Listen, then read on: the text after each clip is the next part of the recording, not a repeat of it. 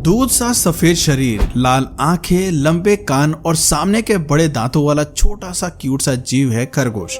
दोस्तों, खरगोश इतना प्यारा और सुंदर होता है कि लोग इसे अपने घरों में भी पालना पसंद करते हैं। लेकिन क्या आप जानते हैं कि आज के समय में इस नन्हे से जीव की भी फार्मिंग की जा रही है, जहां इन्हें प्यार से पाला जाता है और जब ये पूरी तरह से वयस्क हो जाते हैं तो इस मासूम जानवर को मीट फैक्ट्री में हार्वेस्टिंग के लिए भेज दिया जाता है। इनके मीट से लोग खूब मुनाफा कमा रहे हैं।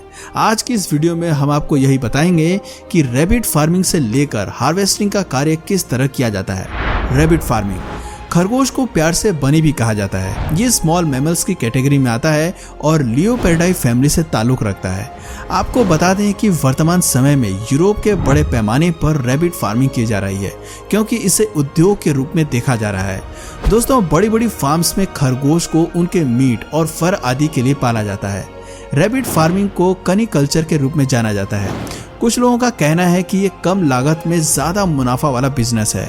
कई देश अपने फायदे के लिए खरगोश को फार्म्स में पाल रहे हैं। आप देख सकते हैं कि रैबिट फार्मिंग के लिए कितने बड़े फार्म को तैयार किया गया है। इसके लिए बड़ा सा स्पेस और कई लोगों की जरूरत पड़ती है। यहाँ बड़ी संख्या में खरगोश को छोटे छोटे पिंजरों में कैद करके रखा जाता है। रैबिट फार्मिंग के दौरान खरगोश की सहूलियत के हिसाब से इनके पिंजरे में लकड़ी का बुरादा डाला जाता है।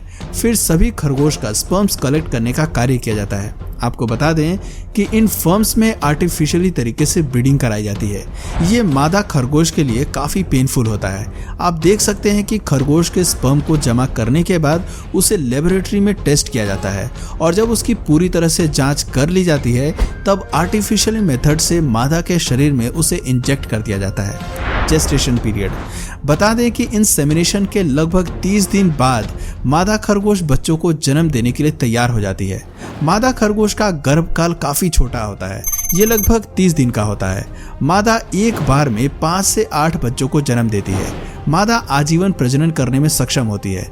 फर्म में जब बेबी रैबिट जन्म लेते हैं तो उन्हें पहले हफ्ते तक मां का ही दूध दिया जाता है। जन्म के साथ ही नवजात का शरीर काफी सॉफ्ट होता है, इसलिए पिंजरे में लकड़ी के और अधिक बुरादे डाले जाते हैं। जानकारी के लिए आपको बता दें कि बच्चों को जन्म देने के बाद मादा खरगोश अपने फर तोड़कर बिल के अंदर बिछा देती है, क्योंकि नवजातों को कुछ दिन तक पर्याप्त गर्म जगह की आवश्यकता होती है। मादा के फर बिल को गर्म रखने का कार्य करते हैं। फूड, दूसरी स्टेज के वक्त जब बेबी बनी बड़े हो जाते हैं, यानी कि जब वो 30 से 70 दिनों के हो जाते हैं, तो उनसे माँ का दूध छुड़ाकर उन्हें दूसरी जगह पर शिफ्ट कर दिया जाता है। यहाँ उन्हें कच्चा भोजन खाने के लिए रखा जाता है। फर्म्स के इस हिस्से में बड़े हो चुके रैबिट्स को न्यूट्रिशंस फूड्स कैसे खाया जाता है ये सब सिखाने के लिए रखा जाता है। खरगोश शाकाहारी होते हैं और ये मुख्य रूप से हरी घास खाना पसंद करते हैं।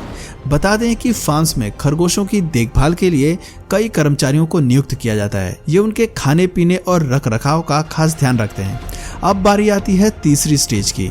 जब सभी बेबी खरगोश 70 से 100 दिनों के हो जाते हैं तब मादा और नर खरगोश को अलग अलग पिंजरे में पहुंचा दिया जाता है। फार्म हाउस में बेबी खरगोश के पूरी तरह से वयस्क होने के बाद उनमें से ऐसे रैबिट्स को चुना जाता है जो मीट के लिहाज से अच्छी क्वालिटी वाले होते हैं। आपको बता दें कि फैटनिंग स्टेज 100 से 120 दिन की होती है।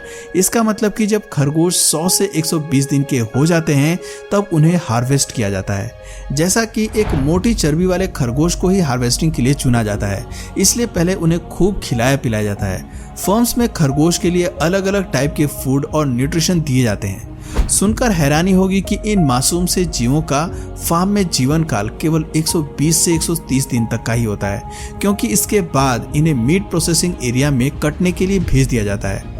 रैबिट हार्वेस्टिंग, आप देख सकते हैं कि पूरी तरह से बड़े हो चुके खरगोश को रैबिट मीट प्रोसेसिंग के लिए प्लास्टिक के कंटेनरों में रखकर फैक्ट्री तक कैसे पहुंचाया जाता है। फैक्ट्री में इन खरगोश को वेट मशीन पर नाप कर रखा जाता है। दोस्तों, यहाँ से शुरू होती है रैबिट्स के दर्द भरी दास्तान।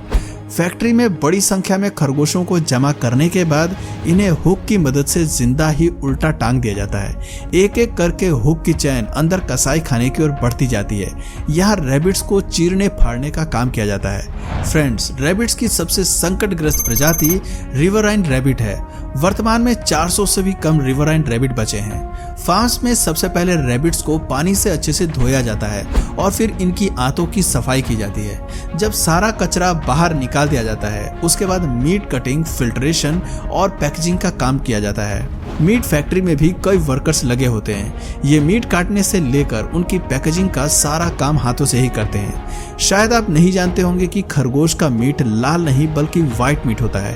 कहते हैं कि अन्य जानवरों के मीट की तुलना में इसका मीट आसानी से पच जाता है। फैक्ट्री में साफ सफाई का खास ख्याल भी रखा जाता है। आप देख सकते हैं कि पहले मशीन में मीट को प्रोसेसिंग के लिए रखा जाता है, फिर बाद में उसका वजन करके उसे एक कंटेनर में जमा किया जाता है। मीट को काटने और उसकी पैकिंग का कार्य जैसे ही पूरा हो जाता है तो उसे मार्केट में बेचने के लिए आगे भेज दिया जाता है। बताते हैं कि 18वीं शताब्दी में यूरोपियन खरगोश ऑस्ट्रेलिया में लाए गए थे। दरअसल इनकी संख्या इतनी बढ़ गई थी कि ये फसलों के लिए खतरा बन गए। फिर इनकी संख्या पर काबू पाने के लिए साल 1950 में माइजोमा वायरस जनित माइजोमाटोसिस बीमारी से इन्हें प्रभावित कर लगभग 50 करोड़ खरगोशों को मार दिया गया था। एक रिपोर्ट की माने तो हर साल लगभग 1 बिलियन खरगोश को मांस और फर के लिए मार दिया जाता है। Bio rabbit farming. अब बात करते हैं जैविक तरीके से रैबिट फार्मिंग कैसे की जाती है। साथियों, इस प्रोसेस के तहत खरगोश की नेचुरल तरीके से फार्मिंग की जाती है। यहाँ उन्हें प्राकृतिक घास में रखा जाता है, लेकिन पिंजरे में। हालांकि कुछ कुछ समय के लिए खरगोश को खुले में रहने के लिए छोड़ दिया जाता है। यहाँ रैबिट्स को नेचुरल तरीके से ही खाना उपलब्ध कराया जाता है। खाने के लिए उन्हें घास, पत्ते और सब्जियां आदि दी जाती हैं। यहाँ खरगोश के लिए पानी का भी पूरा प्रबंध होता है। आपको बता दें कि खरगोश की उत्पत्ति यूरोप और अफ्रीका में हुई थी, लेकिन फास्ट ब्रीडिंग के कारण ये जल्दी ही पूरी दुनिया में फैल गए। अंटार्कटिका महाद्वीप को छोड़कर खरगोश दुनिया में हर जगह पाए जाते हैं। पूरी दुनिया के आधे से अधिक खरगोश नॉर्थ अमेरिका में पाए जाते हैं।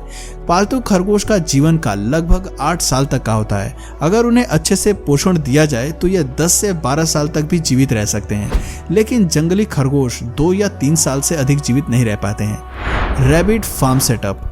अब आपको बताते हैं कि एक रैबिट फार्म सेटअप में क्या क्या होता है, यानी वो किस तरह से तैयार किया जाता है। रैबिट फार्म में सबसे पीछे एक बड़ा सा वेयरहाउस यानी कि गोदाम होता है। इस फर्म में खरगोश के मिल्किंग और फैटिंग पीरियड के लिए 8 कमरे, 10 मॉड्यूलर और हर कमरे में 60 बॉक्स होते हैं। इनके अलावा नर खरगोश को अलग रखा जाता है और मादा खरगोश को अलग। मेल रैबिट के लिए 1 रूम, 2 मॉड्यूल्स और प्रत्येक कमरे में 4 बॉक्स होते हैं। वहीं फीमेल रैबिट्स के लिए 1 रूम, 2 मॉड्यूल्स और 48 बॉक्स बने होते हैं। साथ ही यहाँ एक स्लॉटर रूम होता है जहाँ इन बेजुबान जानवरों को मारा काटा जाता है। इनके अलावा रैबिट फार्म में एक स्टोर रूम भी होता है। दोस्तों, पूरी फार्म में कूलिंग पैनल, सैश, विंडोज और पंखे भी लगे होते हैं ताकि मीट प्रोसेसिंग के कार्य में कोई रुकावट ना हो। यहाँ वाटर जेट की मदद से रोजाना सफाई भी की जाती है। तो दोस्तों, अब तो आप जान ही गए होंगे कि इस प्यारे और मासूम से जीव की फार्मिंग और हार्वेस्टिंग किस तरह से की जाती है। दोस्तों, आप में से किस किस ने कभी भी रैबिट फार्मिंग देखी है, कमेंट करके जरूर बताइए। और नेक्स्ट टॉपिक आपको किस तरह की फार्मिंग या किस तरह के एनिमल में दिलचस्पी है, कमेंट करके वो भी जरूर बताइए। आज की वीडियो में बस इतना ही। अगर इस वीडियो से आपको कुछ नया जानने या सीखने को मिला या फिर इंटरेस्टिंग लगा तो प्लीज इस वीडियो को एक लाइक करके अपने फ्रेंड्स और फैमिली में से जरूर शेयर करें। और यदि आप इस चैनल पर नए हैं तो प्लीज इस चैनल को सब्सक्राइब करके बेल नोटिफिकेशन आइकन को ऑन कर लीजिए ताकि हमारे आने वाले वीडियोस आप मिस ना करें। मिलते हैं फिर किसी वीडियो में नए टॉपिक के साथ, तब तक के लिए नमस्कार।